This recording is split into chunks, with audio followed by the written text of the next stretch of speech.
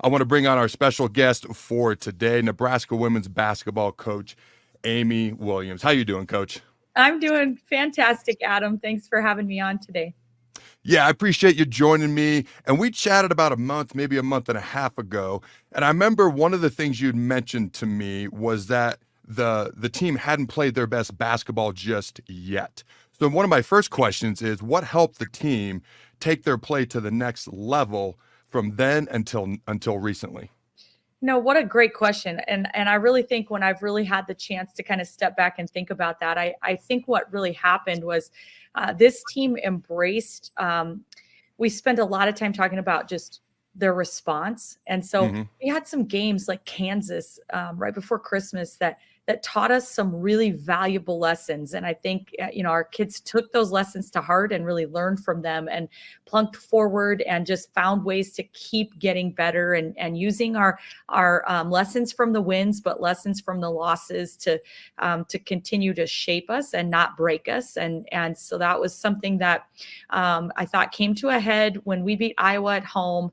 I think we proved to ourselves that we could beat anybody on any given night. It gave us some confidence. And then, just heading into that postseason, I think we really felt like we were starting to click and our kids were knowing, what they brought to the table that was best for our team and to find the contributions.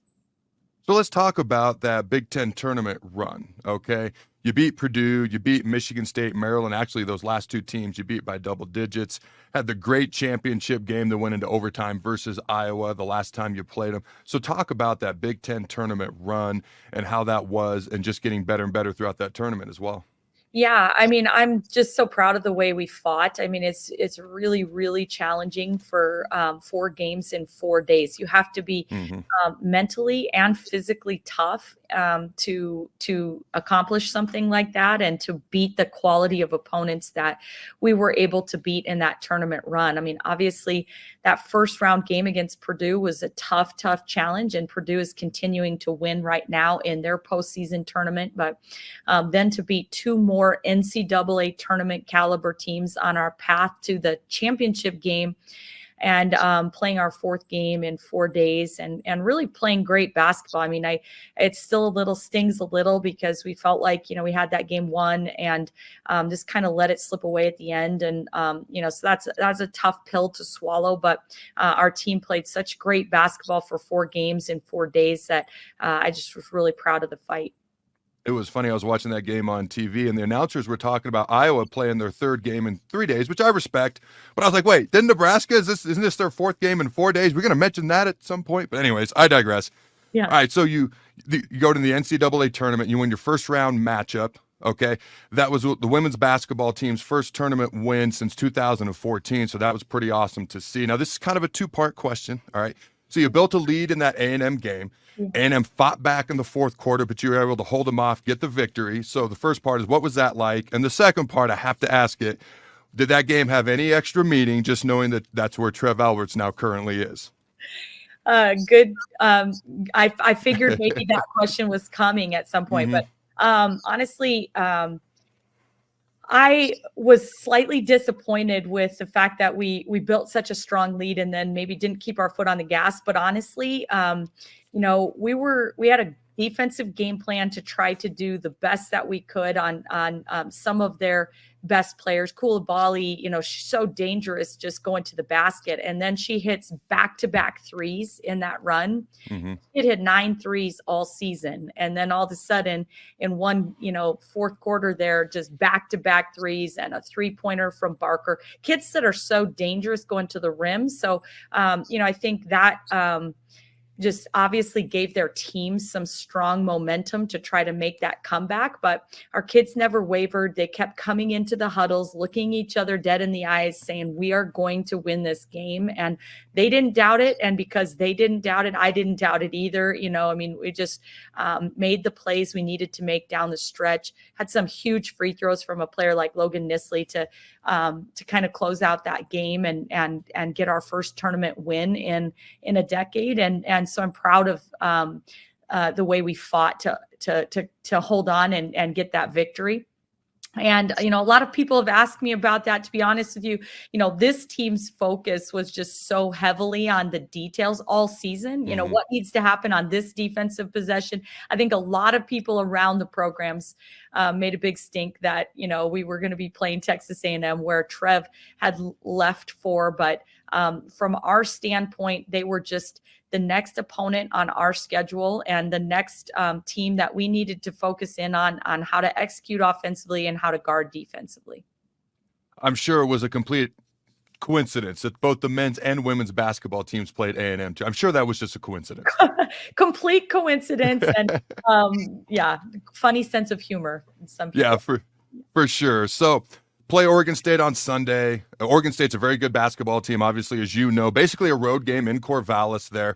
So talk about that game. Obviously, Oregon State gets the win on that particular day, but talk about what went well, what didn't, your thoughts on the game versus Oregon State. Yeah, it's just a disappointing way for the season to end, the ride with this team, because we didn't feel like we played our best basketball, and a lot of that is credit to Oregon State. I mean, I'm definitely not trying to take anything away, but it wasn't our best showing of the season, and there were times where I thought we really executed, got great looks, didn't make some of the looks that we were making in our Big Ten tournament run and in, when we were playing our best basketball. And, they had great size, they had great strength, they had great athleticism. So they made things very difficult for us, but we still felt like it wasn't, we played well, we played a good enough defensively. We felt like to be able to give ourselves a chance to win. We had a great defensive game plan. I thought our kids really bucked up and did the things we needed to do. Except a little stretch there in the fourth quarter where we gave up kind of back-to-back threes or whatever that kind of gave them the separation, and maybe just the first few minutes of the game. But for the most part, we felt like we competed defensively, but just couldn't get the ball to fall in a couple times where we needed some momentum. And so that was kind of a disappointing way for it to end, but I still am so proud of the way our kids fought until the final buzzer and just continued to lay things on the line for each other. Yeah, Oregon State seemed to catch fire from long range there in the fourth quarter. That was for sure. But so great season, great run in the Big Ten tournament, NCAA tournament. Now, before we turn the page officially, way too early, but we're going to have a little fun with it. Looking ahead to next year, what's it like when you lose a player like Jaz Shell, who had such a big impact on this program, both on and off the court? Well, I've kind of been in denial about that. I've been kind of, avoiding, there was a bunch of long hugs and tears and stuff from teammates and I'm like, I just have to put that off right now because I just can't even let my mind or heart kind of wrap around that fact. With this senior group in particular, they're just really special, and Jaz has meant a lot to me individually, personally, but also just this program. So that's a definitely a tough one to have to wrap your mind around, that she's not playing any more games in a Husker uniform, but certainly so excited for her future and all the bright things that she's got in store for her and the things that are coming, next on her. So it's hard to really be disappointed just when you think about all the bright future that she has and the things that are waiting for her on the other side of Nebraska basketball. I think she's done everything she came here to do and elevated our program and the expectations within it. And so we're incredibly grateful and just excited for the ride to watch her do big things kind of on the next stage of her career. Yeah, I'm looking forward to watching and rooting for her, and I'm sure a lot of other Husker fans are as well. So as we start to kind of look ahead, all right, you have two of the best freshmen in the Big Ten coming back next season, including Big Ten Freshman of the Year, Natalie Potts, all Big Ten first-team performer, and Alexis Markowski. Very early on, all right? But you kind of mentioned to me before we started rolling, there's really no downtime anymore when you're coaching in college athletics. So how do you feel as you take an early look ahead to next year's basketball team? Well, we feel like we had three of the best freshmen in our conference. And I think Natalie Potts and Logan Nisley were in positions to be able to showcase it a little more than just Petrie, just simply because of, positions and opportunities and things. But I think as things really press forward, we're going to see Jess Petrie emerge as one of the best in that class in this conference as well. And so we're very excited about what all three of those freshmen have shown so far already in their careers, but shown us every day in practice in their growth, and just the competitiveness that they all kind of have, and the way that they have a confidence about them. They expect to compete and perform in the biggest moments. And so that's something that we're incredibly excited to be able to build on. We obviously have Alexis Markowski, who had just a fabulous junior year. She was just so consistent and just that anchor for our team, and just great leadership. Lots of other returning players that we're so excited about. The Kendalls, we sometimes, because they're roommates and besties and, have the same first name, we kind of refer to the Kendalls, but both of them have shown great progress. And Callan Hake, I thought her jump from her freshman year to her sophomore year, just really, taking charges, making big plays. We don't win that first round tournament game without that defensive charge that she steps in there and takes that late down the stretch. And I think she took 5 of them in the conference tournament, and, just making plays for our team. So we're very excited about the pieces that we've got returning. Allison Widener is somebody that's just hanging, in the wings, but we are so excited that the kid is just matured and learned so much about the IQ part of the game, and has just remained such a huge motivator for our team. So we're so excited to have a healthy Allison Widener back into the mix. And then the freshmen that we've got coming in next year are pretty exciting players, and really capable of making impacts right away. So we feel like the future looks really bright for our program. We're so excited, and just can't wait to start already preparing for next year. That actually feeds perfectly into my next question. Maybe one of your most talented recruiting classes that you've got coming in with Britt Prince, Amaya Hargrove, and Lincoln Southwest graduate Kennedy Williams. What's your kind of early, and freshmen are a little bit unpredictable, but they seem more ready to play early on than they ever have across the board in every sport in college athletics. But what are kind of your early expectation for next year's incoming freshmen?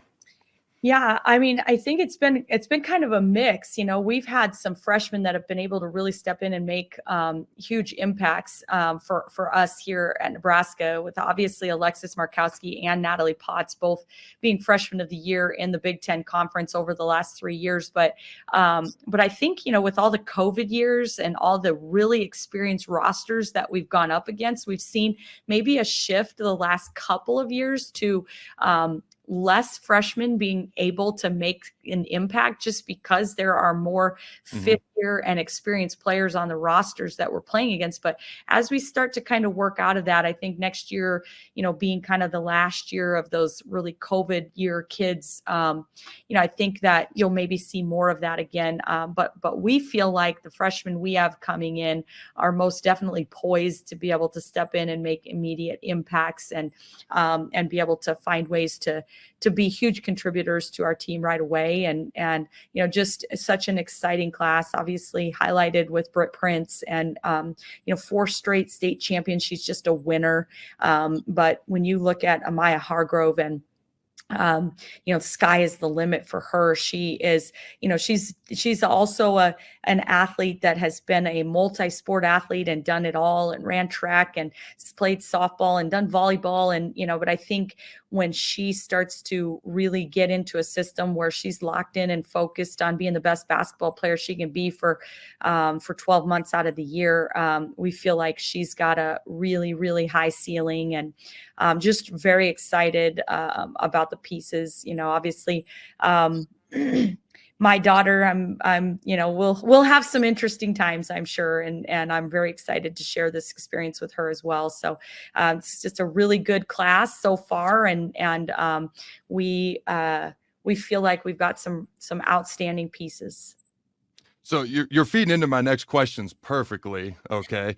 because being a dad who coaches his kids, obviously not Division I or anything like that, I have to ask, because and you talked about Brett, all right, she's a 5-star, I believe 28th ranked player in the country. Then you got Amaya, who was the number 2 player out of the state of Illinois.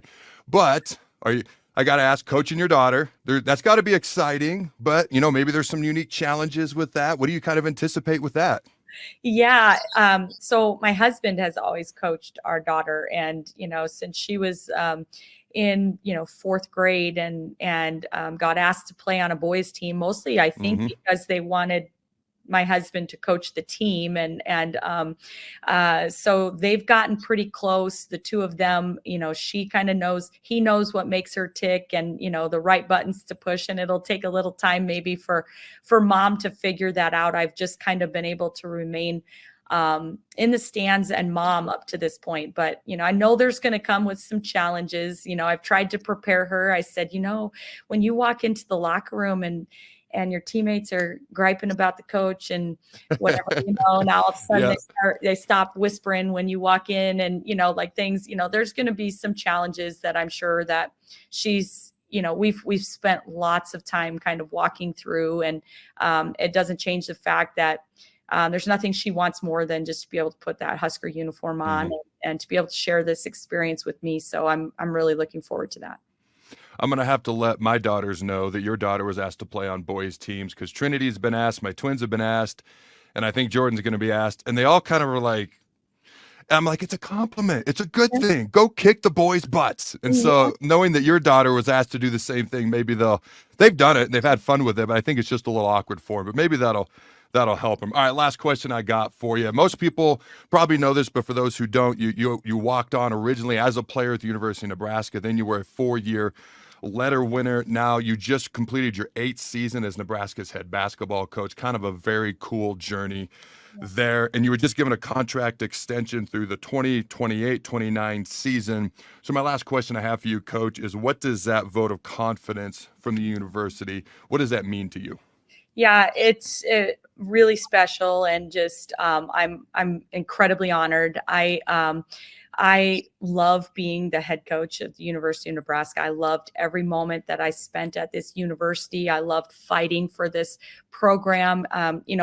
Even if it was when I was in the 30-30 club, if we were up 30 or down 30 and I got 30 seconds of playing time, like it didn't matter if I was the walk-on or if I had worked into a role as a player, or now my time back here as the head coach. I feel so grateful and honored to get to represent this program and lead this program. There's kind of a little special responsibility that you feel when you are at your alma mater, and being able to kind of lead that program, and to hear from all of the alumni that I've heard from over the last few weeks of just, the pride that they have following this program, being back in the NCAA tournament, winning games there. I just think, there's an incredible responsibility that I feel to see this program compete at the highest level, and to want to see us be able to put ourselves in positions to be winning conference championships and playing in Final Fours. And that's the direction we want to continue to elevate the program to. And I'm incredibly driven to do that. So excited for the opportunity and the vote of confidence. Well, I appreciate you taking the time to join me, Coach. Congrats on an awesome season, and good luck going forward into the future as well. Thanks so much, Adam. It's great to hear from you again.